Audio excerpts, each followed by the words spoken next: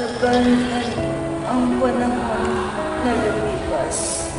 Subalit hanggang ngayon ay nakakintal pa rin sa akin ang alaala ng nakaraan. Ang nakaraan na pilit ko na kinakalimutan. Ang alaala ng lalaking aking minahal. Subalit ako'y pinaglaruan. Hanggang langit ang aking adamang galit.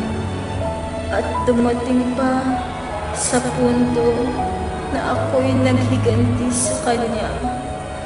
Ang nakapagtataka lang, habang nakikita ko siyang nahihirapan, ay wala akong nadarama ni katiting na kaligayahan.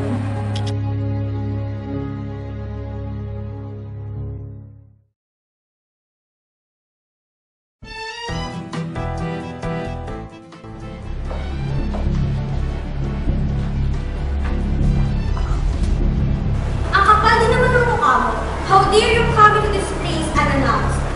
Hindi ko na kailangan ibitahan ang sarili ko para sa inyong mga kasalanan sa akin.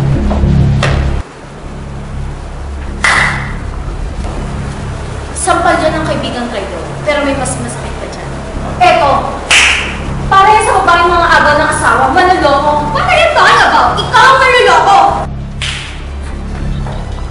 Mas masakit yan, di ba? Para yan sa batang pinagpupuntis ko na pinatay mo.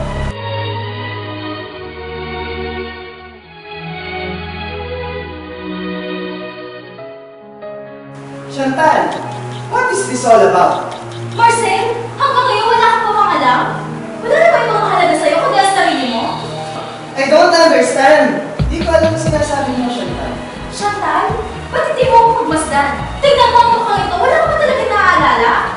Tingnan mo ang mga mata ko. Ang mga mata kong pinaluha mo ng dugo. Magmasdan mo ako, Marcel. Ako ang asawa mo, naniloko mo pagkatapos pagsilbihan ng pamilya mo. Pagmasdan mo. Marcel, hindi mo natatandaan? Ang babaeng lumuhod sa'yo para paniwalaang buntis siya? Ang babaeng pinagpalit mo sa babaeng ito? Ngayon, Marcel, hindi mo pa din ako naaalala? Pagmasdan mo ako, Marcel. Ako ang asawa mo. Ako ang asawa mo na niloko mo pagkatapos pagsilbihan ng pamilya mo. Dahil ako, si Angeline Santos Salcedo. Ikaw si Angeline?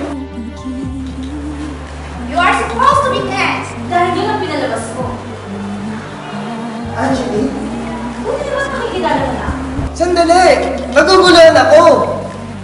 Inakala namin lahat na patay ka na. Paano nangyari yun?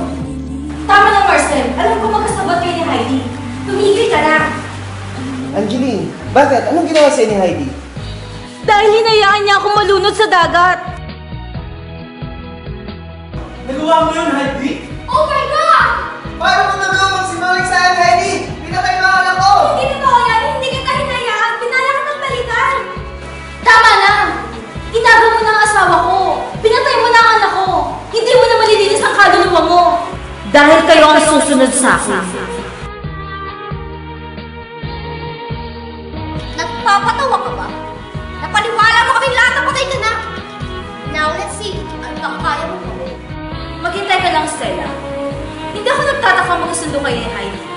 Bukod sa magasing haba kayo ng sungay, parehas kayong mamamatay pa.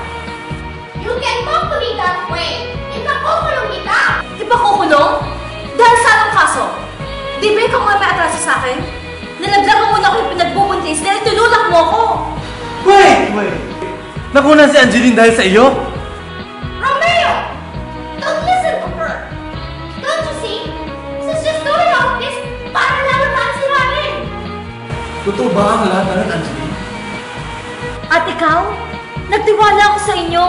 Minsan hindi ako nagsinungaling. Dahil akala ko kampi kita. Pero anong ginawa niyo sa akin? Pinagtabuyan niyo ako! Akala ko kampi kita. Hindi ka naawa sa akin. Sana hindi niyo na lang pinakitaan ng maganda eh. Matatanggap ko pa.